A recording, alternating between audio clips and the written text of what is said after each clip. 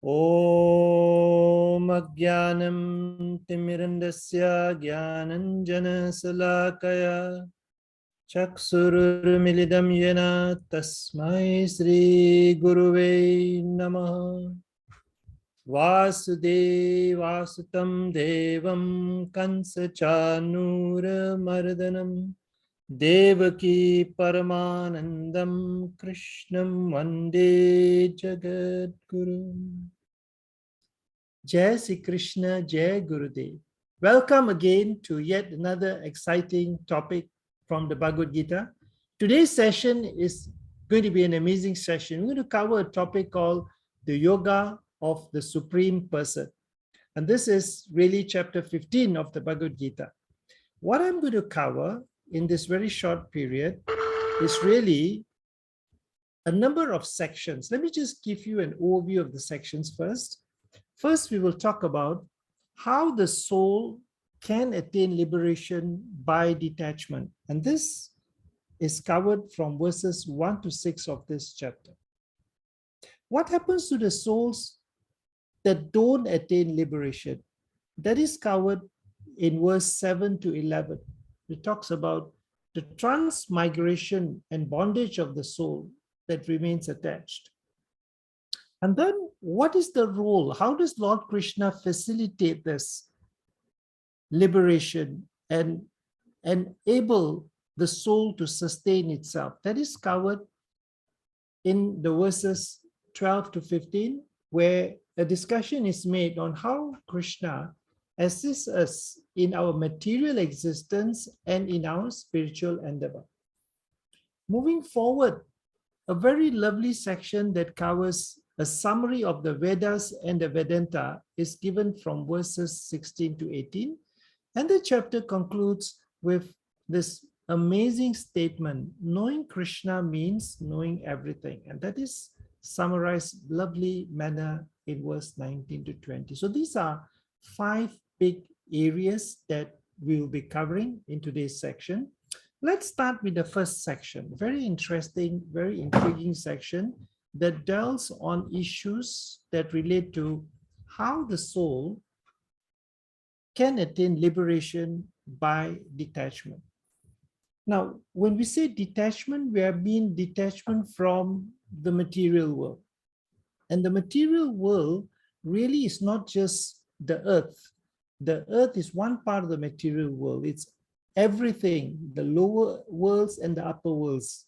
In the Vedas, we have got different lokas. Earth is called the Bhuloka, Atala Loka, Vitala, Sutala. These are the lower worlds. And the upper worlds are the Swarga Loka, Mahaloka, Jnana Loka, Tapaloka, and Brahma Loka. So we have lower worlds, upper worlds, and these worlds are all within the material world. Now, what is something we have to understand is that every living entity has a soul. And the heart resides the Paramatma. That's why in chapter earlier we covered, we have the Kshetra, the Kshetragya. Kshetragya is the knower of the activities, and Kshetra is the activities covered by the body. So where the Jiva engages in material existence is the material world. It engages in material existence despite being essentially spiritual. So that is the issue.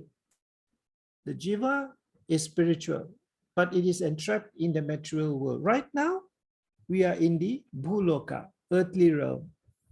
And there are many worlds below. We call this the lower planets. And above the world, the earthly realm, there are planets called the higher planets that are indicated earlier. So when a person progresses, moves up to the higher planets, they come closer to the Lord, but they are still not in the spiritual world. They're still within the material world because the Jiva is still within matter. And when their spiritual benefits that they get is exhausted, they come back to the material world. So this process continues and the soul is trapped within the material world. So how do we describe this material world, and especially with relation to the spiritual world? That is very beautifully described by an analogy that relates to a banyan tree, which is upside down. Now, of course, we all know trees have roots at the bottom and branches on top. And when we talk about a tree with the roots on top and branches at the bottom, it is an upside down banyan tree. With the only place you can see such a banyan tree is in the reflection of water. So it's very interesting how the first verse itself gives a very intriguing glimpse of the material world and describes it in the context of this. The Lord said, Urdhva mulam, roots above, adha sakam, adha downward, sakam branches. So it's described, he says there is something that is an imperishable banyan tree. Aswatam is banyan tree. Avyayam, eternal banyan tree. That means this banyan tree will be there forever. It is going to be there. It has been there. It will remain being there. And this banyan tree has got leaves which are actually wedding hymns, yasya, parnani, the leaves. So a translation of this verse is that the Supreme Personality of Godhead said, it is said that there is an imperishable banyan tree that has its roots upward and its branches down, and whose leaves are the Vedic hymns. One who knows this tree is the knower of the Vedas. This is very interesting because if we look at it very carefully, the only possibility for a tree to be upside down is when we see it through a reflection in water. The medium through which the reflection occurs is water. The next verse is even more intriguing. It gives a bit more clarification regarding this tree. It says that the branches of this tree extend downward and upward, nourished by the three modes of material nature. So we have branches which are upward and downward, branches going down and branches going up. And this tree is nourished by the three modes of material nature. So when we put water to a tree in the roots, the tree grows right. Similarly, material nature, especially the modes of material nature, bind the soul to engage in what is called fruitive action. And this fruitive action are actually the roots going down. And this roots is what makes the tree stronger and stronger. We covered this topic on modes of material nature last week. We talked about the three modes of material nature: state of passivity, delusion of inertia, which is tamasic nature, the mode of ignorance; state of passion, activity of dynamism, rajasic nature, mode of passion; and state of self-awareness, harmony of illumination, sattvic nature, mode of goodness. And this mode are natures that indicate how people behave because they are being controlled by the mind. And we were talking about the mind guided by the force of inertia, which obscures reality and veils it. People who have this kind of a mind are generally in a mode of ignorance, and they exhibit the tamasic nature. A mind that is guided by the force of dynamism projects reality through ego and distorts it. This is called rajasic nature, mode of passion. And the mind, guided by the force of illumination, discriminates and perceives reality correctly. This is sattvic nature, mode of goodness. So these three modes nourish the tree. They make the tree become bigger and bigger and bigger. But it's important to understand that as long as people have tamasic, rajasic, and sattvic nature, they remain within the material world. But why is this tree described as being upside down? Why is it not talked about a normal tree? That's an interesting question. From what little I've read, apparently it has been indicated that the tree is described as upside down because the tree is indicative of a materialistic world where living entities, the people living in this tree, in this material world, consider untruth as truth. Where the people, the living entities, consider non-existence as existence. And when they consider ignorance as knowledge, it's so true. We have so much of so-called information which talks about misinformation, which is not true, and we take it to be truth. We look at our lives, our families, our property, and we think that they will remain forever and they exist for good, but it's not true, they won't exist. And we think we know a lot, but actually we're ignorant. So that is why everything is upside down. So it's very interesting analogy to talk of the upside down banyan tree. Now, I'd like to just take you a little bit deeper into this fascinating subject by talking about this particular verse in a bit more detail. You see, when you say the branches of the tree extend downward and upward, nourished by the three modes of material nature, we go on to say the twigs are the objects of senses. And you know, the twigs will lead to the leaves, lead to the flowers. The twigs are the starting point. They are the objects. They are the starting point. The tree also has roots going down and bound to fruitive activity of human society. Now, if you look very carefully at this diagram, you see this desire here, desire. This is what segregates the material world with the spiritual world. This is what brings the soul from the spiritual world to the material world. Because desire is the medium through which the reflection occurs. Just like earlier we looked at the banyan tree reflection, the medium was water. Here, the medium is desire.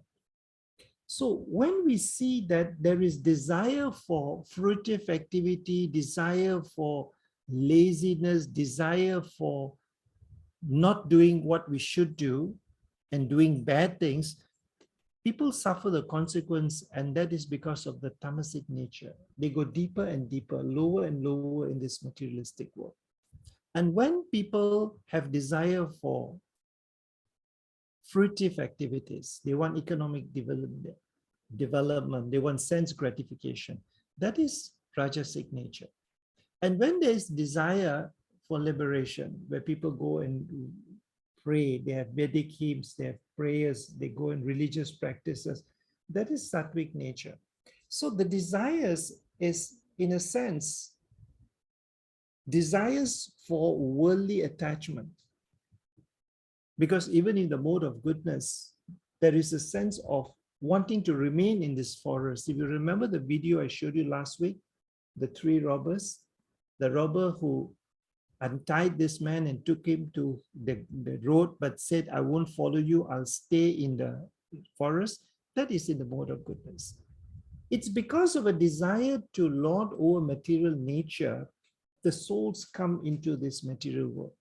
Similarly, the desire to go back to the spiritual world is what enables people or the soul to reach its ultimate destination. To summarize, this banyan tree that is inverted really has two parts: lower parts, planets with living entities; upper parts, higher forms of living entities, as I indicated just now. Its branches are spreading up and down, represent planets with different species. So we talked about the higher worlds, the lower worlds, and the medium worlds. And it was indicated that the twigs are the sense objects, the fruits are dharma, karma, artha, and moksha. These are the fruits of material existence: to gain possession, artha, to relish desires, karma. And only when we do it in the context of dharma, that means as a matter of duty, we gain moksha. Even moksha is the fruit of material activity. So these are the fruits in this tree. We say that the secondary roots extend everywhere, that these roots bind human society to fruitive activities. Karma anubandhini. So we say the subsidiary roots are attachment, and aversion. Attachment means we want something, we like something, we love something, we go for it, we spend all our life getting it. Aversion means things we don't like, we move away from, we engage in hatred, envy, jealousy. So either attachment or aversion, both actually bind the soul to the external world. And these attachment and aversion are things that actually are like a glue, like a spider's net. When an insect gets stuck in a spider's net, it's stuck. It cannot get out. It's just waiting for the spider to come and eat it. So this is what glues, fixes the jiva within the material world. And as a result, they go through a range of suffering and sense enjoyment. This whole phenomena is nourished by the modes of material nature. It's like a watering process, guna pravda. And this is the whole situation we are in within the material world, which is so lovely described within the first two verses. So when we summarize and we look at it, we realize that the material world is where transmigration of souls is occurring. It's going from the earthly planet to the lower planets to the higher, even within the earthly planet, going from one species of life to the other. That is the material world. But the spiritual world is where Lord Krishna resides. There is where the real spirituality exists. That is where the soul belongs. And this is beautifully indicated by the reflection of the banyan tree. The banyan tree, in reality, is the spiritual world. The reflection of the banyan tree is the material world. This is indicated because when we look very carefully, we can see that the desire is what puts people or souls entrapped within the material world. The desire for enjoying material activities keeps them bound within the material world. But if the desire is turned inward towards the Lord, then there is a beginning of movement upward, and then we can reach the Lord. So the reflection of the banyan tree actually means a tree with branches down and roots upward is the reflection of the real tree in the water. Material world is a reflection of the spiritual world. And desires, just as a tree's reflection is situated on water, the reflection of the spiritual world is situated on desire. One can be free from entanglement within the material world by cultivating a transcendental desire to enter the spiritual world. And how do we do that? Well, we have to know the purpose of the Vedas. One who is attracted by the rituals of the Vedas is just attracted by the beautiful green leaves of the tree and does not know the purpose of the Vedas. Knowing the purpose of the Vedas means cutting off one's attachment to the tree of the material world, because that is the purpose of the Vedas, to enable liberation from the bondage of the modes of material nature. So we look at the tree and we realize that the real form, its beginning, its end, its foundation cannot be perceived. You know, it's like a knot, a threaded knot which is all over the place. We try to untangle the thread, we cannot untangle, it's stuck. And so it is pointless trying to figure out where it starts, where it ends, how come we are here, how long we are here, when are we going to go back, what is our past life, what is going to be our future life. It is pointless. Lord Krishna, by this verse, is saying, don't try to figure out where you are in this tree. It is impossible. You, instead of figuring out, focus on getting out. How? With the axe of detachment. Asanga sastrena. And this axe will only cut if it's sharp, sharpened by determination. And this is a very lovely analogy, because even in life, when we have threads that is all jammed up, the only way we can continue is by cutting it off, that part which is jammed, and continue using it with a scissor. So that is the formula. Cut this rooted tree, but how to cut? Lord Krishna says, Asanga Sastrena, use the acts of detachment. Detach yourself from the fruits of the world, from the fruits of your action, from the attachments and the aversions, but do it with full-hearted determination. And only then you will succeed. And then it goes on to say that once you have cut out, you should search for that place from which, having gone, one never returns by surrendering unto that original person. Adyam Purusam Prapadye, from whom everything emanated. It's very important to understand that detachment and cutting off the roots doesn't mean we go into the spiritual path. We have to surrender to that original person. And that only enables a progression to the spiritual world. So I'd like to sort of share with you a summary of what we just talked about. First, the first step is be detached from material existence. So to escape from the material world, you have to be detached. That's fine. That is the first step. So you are detached. Does that mean by being detached, you become spiritually able to reach the Lord? No. You have to do something in addition to escaping from material existence to redirect towards Krishna. And what do you have to do? We have to surrender to Lord Krishna. So there are two steps. First is be detached from material existence. That's not enough. You then have to redirect the soul towards Krishna. It's not possible to be detached from material existence and not be devoted and surrendered to Krishna, because then it's easily you will be lulled back into material attachment. The simple analogy I want to share with you in this short session is this. Think of a rocket that is lifting off from the earth. It needs to overcome gravity, right? But once it takes off the earth's gravitational pull, it's just above the gravitational pull. If it does not redirect with a second booster to the planet it's headed to, it can be pulled back by the gravitational pull. And when it's redirected to a planet, it comes close enough, the gravitational pull will pull the planet with it. So we understand this from physics and we have seen it happen. But similarly, as far as the soul is concerned, detachment from material existence requires us to overcome the gravity that holds us back, which is material desires and doubts.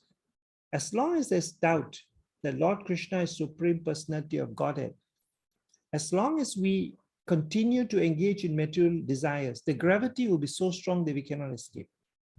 But even if we can overcome material desires and doubts, it doesn't mean we reach Lord Krishna, because it's like being at the surface.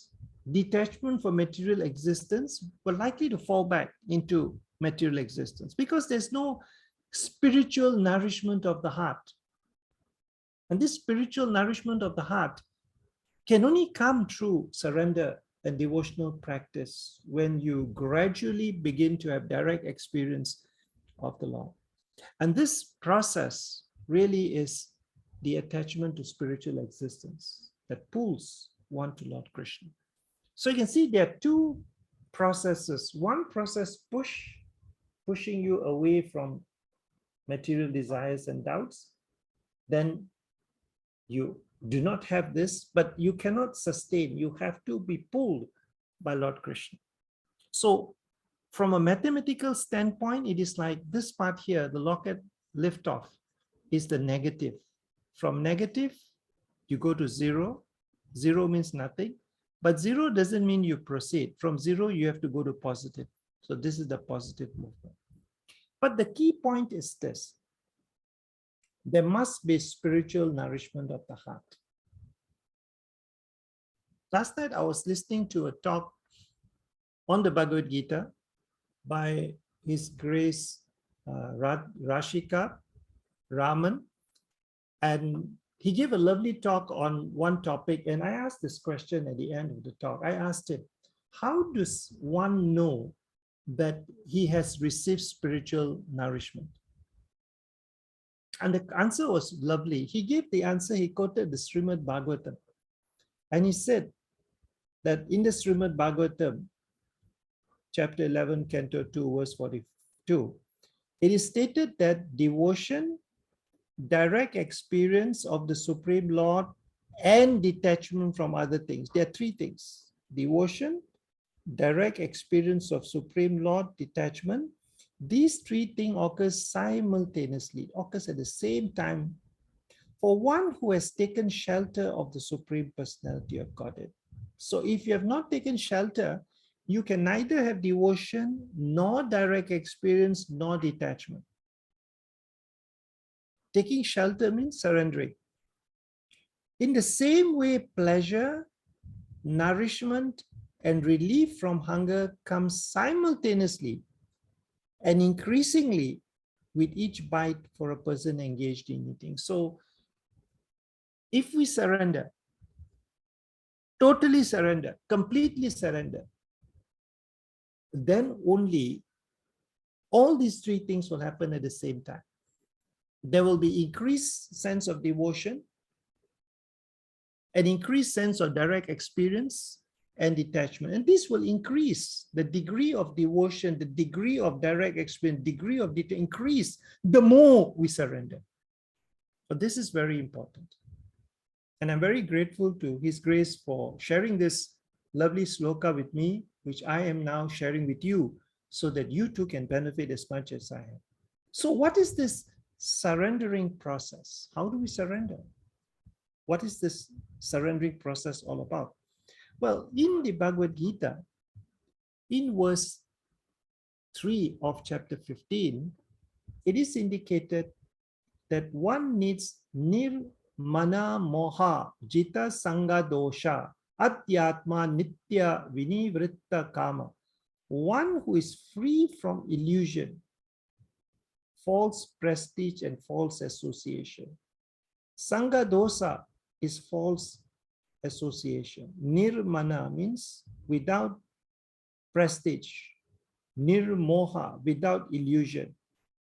Who understands the eternal, who is done with material lust and is freed from duality of happiness and distress. There is no chance of either being happy or upset, and is done with lust and it understands the eternal, knows how to surrender unto Supreme, attains. So these are requirements. The process requires us to go beyond illusion, go beyond false prestige. Make the decision to disassociate with false association. Association that does not take you in the path of spiritual development. That is false association. And with this process, gradually develop the understanding of the eternal to a point where you give up. You're given up with material lust and freed from duality, just like a bird gradually breaking free. And it has been stated by Srila Prabhupada in Bhagavad Gita 15.5 that the surrendering process is described very nicely. The first qualification is one should not be deluded by pride. Because the conditioned soul is puffed up, thinking himself the Lord of material nature. It is very difficult for him to surrender unto the Supreme Personal Godhead because he thinks he's God. He's the best, he's the biggest, he's the most powerful. That puffed up pride we all carry with ourselves. Even when we pray, we think we are praying to him. Poor thing, he needs our prayers. Oh, it's time to pray, he's waiting for me. That kind of puffed up pride never gets the prayer anywhere. We have to pray by throwing a little bit of humility, by having that sense of desire to be blessed. Only then the surrendering process begins. But why do we need to surrender? Why? Well, it's because for one reason, the spiritual world is a better place to be in. And secondly, a more important reason, we need to surrender because the Jiva is part and parcel of Lord Krishna. That is where we come from. So two things. We're going to a better place. Secondly, we're going to where we belong. Because the Jiva is part and parcel of Lord Krishna. And without surrendering, you cannot go to that better place and you cannot go back to where you come from. Why is it better? Well, for one thing, it is not illumined by sun or moon nor electricity. One who reaches it never returns. Now, what is the big deal? Well, we all are so dependent on external sources. We need the sun.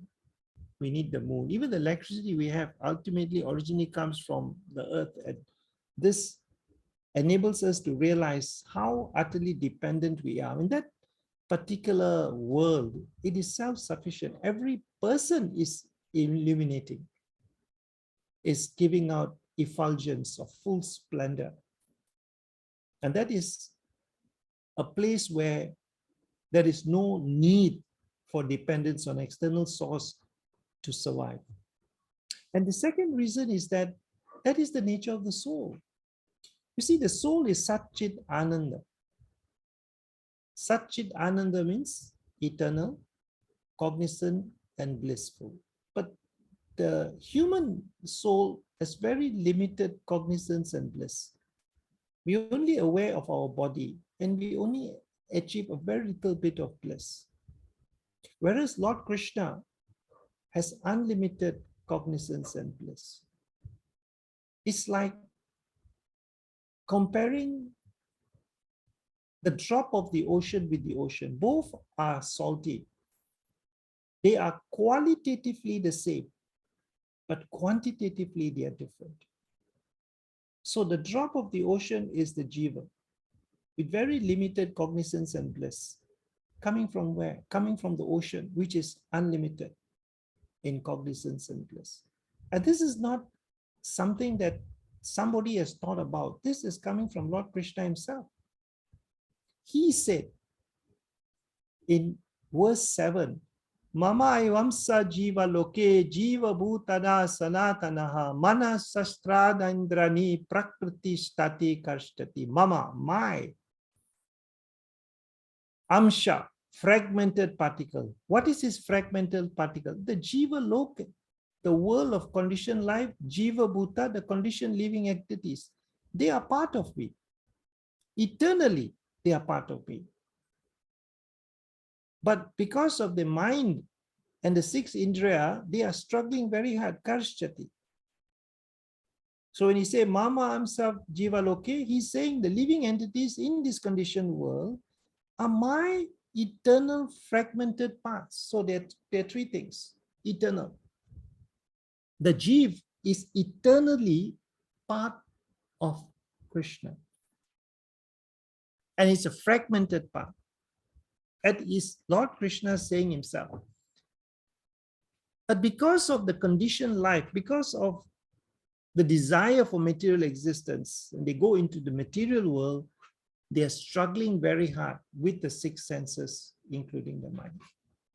So this verse illustrates a very important point, and that is, a living entity will not be satisfied until he reaches the supreme abode, because he is part and parcel of the Lord. Just like a fish is very happy in the water. When you take the fish out of the water, the fish cannot survive. And it is his constitutional position to be related to Krishna. But this is the nature of the Jiv. And that is why we have to surrender, because we are only getting back to where we are constitutionally positioned. So the word karshchati, struggling or grappling hard, is very significant. The conditioned soul is bound up as though shackled by iron chains. Is bound up by the false ego, and the mind is the chief agent which is driving him in this material existence. So if you want to look at the analysis, soul, subtle body, and gross body, mind, intelligence, and false ego, I mentioned in last week's class that the soul is connected to the external world through the modes of material nature, because the soul is bound, it's like glue, to the modes of material nature because of false ego. It is the false ego that binds the soul to the modes of material nature. When we have egoistic tendencies, I am conducting the class, I am the good person, I am going to do something nice. When we keep talking about I as if we are the doers, we are the enjoyers, we are the people who are actually doing everything that is done, that is binding oneself to the mode of ignorance, the mode of passion, and mode of goodness. So what role does the mind play here? The false ego is like the glue that binds the soul to the modes of material nature. The mind finds different states of happiness and distress and recommends, facilitates, encourages the development of the false ego to continually remain bound. So when somebody has done something well and he succeeded in his business, the mind says, now I can earn more money, I can become a billionaire, I can do this, I can do that. And then the false ego thinking, I am the person who made the $1 million, the soul is now even more strongly bound to the rajasic nature, the mode of passion. So this indicates how the mind and the false ego go haywire because the intelligence is weakened. The intelligence to discriminate between body and soul, between good and bad, is lost. So the transmigration and bondage of the soul that remains attached is verse 7 to 11. Here we talk about transmigration within the material world, as I indicated earlier, in the earth itself, upper planets, lower planets. How does that take place? Well, it has been stated that change of bodies, the living entity carries its different conceptions of life in the mind from one material body to another, just like air carries aromas from garden or decaying matter. Just like when the air is going through a garden, the air, when you smell it, it has got the fragrance of the flowers. Similar, same air, when it goes through decaying matter, you smell it, it is like very foul smell. That smell is the aroma carried by the air. The air is the soul. And the aroma is the impressions of past life. Because of the impressions of past life that is carried by the soul, based on those impressions, takes on another body. The living entity obtains new ears, eyes, tongue, nose, sense of touch, all group around the mind. And with this, he enjoys sense objects. So what it means is the soul reincarnates into a body based on level of consciousness at the time of death. And this goes on and on. So when the mind is deluded and is in a mode of ignorance, it takes on a body of an animal. When the mind is infused with spirituality, it takes on the body of a living entity in a higher world. And when the mind is infused with passion, it takes on the body of a different animal depending on the type of passion that is engaged. But this not everybody can see, not everybody can realize. Who can see and who can't see this transmigration? Well, the foolish, vibhuddha, foolish persons, never na anupasyati, see. You need jnana chakshusa. So these people here who are foolish, they don't see that, they don't realize the transmigration. But those people who are above, who have understood, who have relished, who have read the Bhagavad Gita, who have understood this concept, they see it. And those people who are not seeing it are deemed as vimuddha. But those people who have seen it, who have realized it, they gain jnana chakshu. That is essentially what is written in verse 10. The foolish cannot understand how a living entity can quit his body, nor can they understand what sort of body he enjoys under the spell of modes of nature. But one whose eyes are trained in knowledge can see all this. So those who have developed spiritual knowledge can see that the spirit is different from the body and is changing its body and enjoying its rewards. So how is Krishna assisting us in the material existence and in our spiritual endeavor? Well, in verse 12 to 15, it is stated that Lord Krishna helps us in our material existence at the cosmic level and at the physical level. At the cosmic level, he says, I am the source of light of the sun, the moon, and fire that dissipates the darkness of the world. Imagine there is no light, there is no sun, moon, fire, the light is not there. Can we exist? No, we cannot exist. And he says, I enter each planet by my energy and sustain all living beings. I become the moon and supply the juice of life to all plants and vegetables. Those of you who are not familiar, the sun facilitates growth of plants and vegetables, but the moon is what facilitates the taste, the texture, how juicy and how succulent and how relishing a fruit gets is the moon. That's why people who plant their fruits and vegetables do it in accordance with the moon cycle.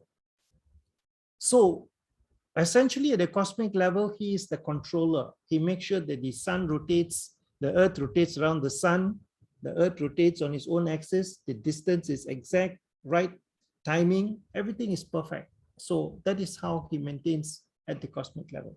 But at the physical level, I am the fire of digestion in the bodies of all living beings.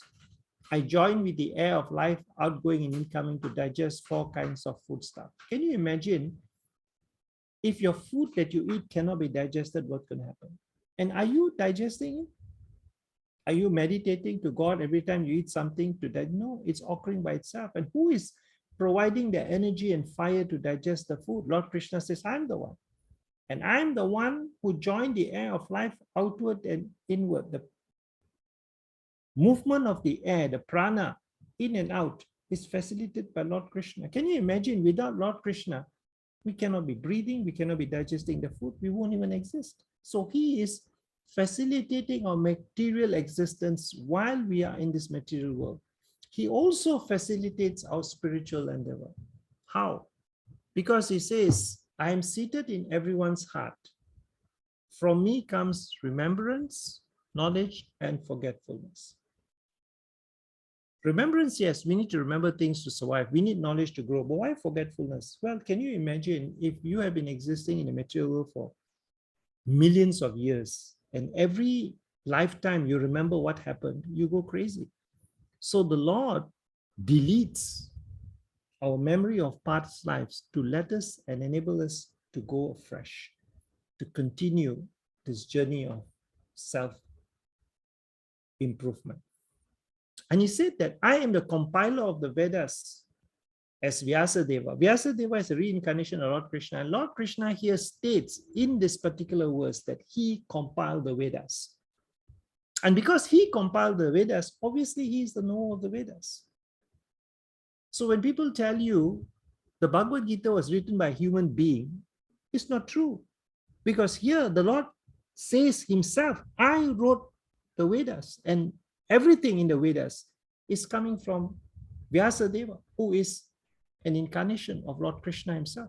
And he says that very clearly in this. So this is all for spiritual endeavor. So he says, I enter the planet, and by my energy, they stay in orbit. Without his energy, they cannot stay in orbit. I become the moon and supply the juice to all vegetables. I am the fire of digestion in every living body. I am the air of life, outgoing, incoming, by which I digest the 4 kinds of food. So here we can see that when he says, I'm in everyone's heart, from me comes remembrance, knowledge, and forgetfulness. by all the Vedas, I am to be known, I am the compiler of Vedanta. It means it is from the Lord that we gain knowledge, remembers forgetfulness, and it is Lord Krishna who wrote the Vedas. But what is in the Vedas? What is the summary of the Vedas and Vedanta? It is such a huge manuscript. You spend a lifetime reading, but what is the end result? What is the bottom line? That is in verse 16 and 18. It says that the entire Vedas summary is that there are two classes of beings, the fallible and the infallible. In the material world, every living entity is fallible. And in the spiritual world, every living entity is called infallible. Now, what is fallible? Fallible means capable of making mistakes or being wrong. In the material world, we are all capable of making mistakes and we are all capable of being wrong. In the spiritual world, people are infallible. They are not capable of making mistakes and they are never capable of being wrong. But there is someone who is beyond being fallible and infallible, and that is called the Purushottama. So there is this people who are fallible, people who are infallible, and someone who is beyond both. So in this verse, it is stated that because I am transcendental, beyond both the fallible and infallible, and because I am the greatest, I am celebrated both in the world and in the Vedas as the supreme person. When you read the Vedas, there's a lot of reference to the third person, the eternal truth, the supreme, the greatest, the most powerful, the one with greatest beauty. That is repetitively indicated. Now, what is that referring to? Here, Lord Krishna, without any doubt, says, it is me. I am the one that is being referred to in the Vedas as the supreme. So when we look at the summary of the Vedas and Vedanta, is that Krishna is the Purusha Uttama. Purusha is a living entity. Uttama is the greatest. So Purusha Uttama means Purushottama, which is also known as the Supreme Personality of Godhead. So everything in the Vedas culminates in one point, that is to reach out to the Purusha Uttama. So we can summarize that the Vedas indicate living entities as being fallible and infallible, as conditioned souls are controlled by modes of nature, that's why they are fallible, whereas liberated jivas are beyond the modes of material nature, therefore they are infallible. And Lord Krishna is Purushottama. So knowing Krishna means knowing everything. This is in last two verses. Whoever knows me as Supreme Personality of Godhead without doubting is the knower of everything. He therefore engages himself in full devotional service to me, O son of Bharata. So asammaduta means without a doubt. Purusha Uttamam, Supreme Personality of Godhead. Sarvavit, knower of everything. Bhajati, renders devotional service unto me. So basically, the word anaga by which Arjuna is addressed is significant. It means, O sinless one, which means unless one is free from all sinful reactions, very difficult to understand Krishna. One has to be first become free from all contamination, all sinful activities, then he can understand. But devotional service is so pure and potent that once one is engaged in devotional service, he automatically comes to the stage of sinlessness. So to summarize, the world is described as a banyan tree where living entities are entangled, and liberation takes place by the acts of detachment sharpened by determination. And the important point is to surrender to Lord Krishna, who is ultimately maintaining the universe and who is one that wrote the Vedas. He is taking care of us at a spiritual level as well as material level, cosmic level.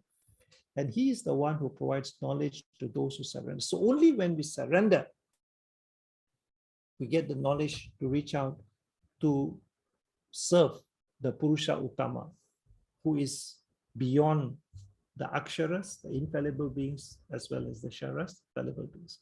Thank you very much for your very kind attendance. My apologies, we were exceeded by 10 minutes, but this is such a fascinating topic that I felt I should not just stop halfway. I wanted to finish the whole thing. Did you enjoy the session? Are there any comments or questions? Good evening, brother. Brother James here. Sorry. Just a few points, which is I read from other books, very similar to what you say. The first thing is talk about subweak nature. Even subweak, you can't reach the level of merging with God, which is true. And you say that the way is detachment and also surrender to the Lord, right? The other words that I read is similar to detachment. He said, whatever you do, don't expect for the result, which is similar to detachment. Yes. And the day one very good sister told me, Lord, I surrender everything to you. Yes. Tell me whatever happened, she accept. But then surrender got different level, because what I understand is true surrender or total surrender is oneness, and that is only self-realization. I don't know whether you agree or not, but I read from great master that surrender, there are different level. Of course, the sister, when he said, I leave it to you, is already very good, already surrender already. But the true surrender is actually oneness. That means you and God are one. That is the true surrender. Surrender, most people think that, oh, I just surrender, but it's not the true surrender level. I don't know whether you agree on this or not, but I do agree on this point. Thank you so much, brother, for that lovely point. Sanatan Dharma is eternal duty. In Hinduism, means we are eternally having a duty to totally surrender to the Lord, not to merge with him, because we cannot merge with him. You see, in that phrase where the Lord says, they are my eternally fragmented parts, means they are parts, but does not mean they are me. So there are different schools of thought in Hinduism. One school of thought says the Lord is not something you merge into. It's different, distinct from you. You are eternally his servant. And another school of thought says you merge into him. So there's an impersonalist and a personalist view. In the Bhagavad Gita, very often, at every verse, every chapter, Lord Krishna reminds the reader that he is the supreme personality of Godhead. And when he's supreme, means he's supreme. That means he is the highest. And we say we merge with him means we become him. That goes against the very teachings of devotion. So devotion, surrender means surrender to serve his interest, be his instrument, do what he wants us to do, to propagate his teachings, to ensure that the duties that we are supposed to perform at a material level and spiritual level takes place. And remember that he must and is always supreme to everything. So the point of merging into him is an impersonalist view, which is very different from the personalist view, which is being proposed or propagated by the Bhagavad Gita. I hope this answers your question. Thank you so much for the lovely. I think I do agree with you. There are different schools, right? Yes, even like the Bhagavad Gita, because this is a class of the Bhagavad Gita, and I'm going to only talk what's in the Bhagavad Gita. All right, we can have a separate discussion. Thank you, brother, on that. Thank you. Thank you so much. All the best. Jai Sri Krishna, Jai Gurudev, everybody.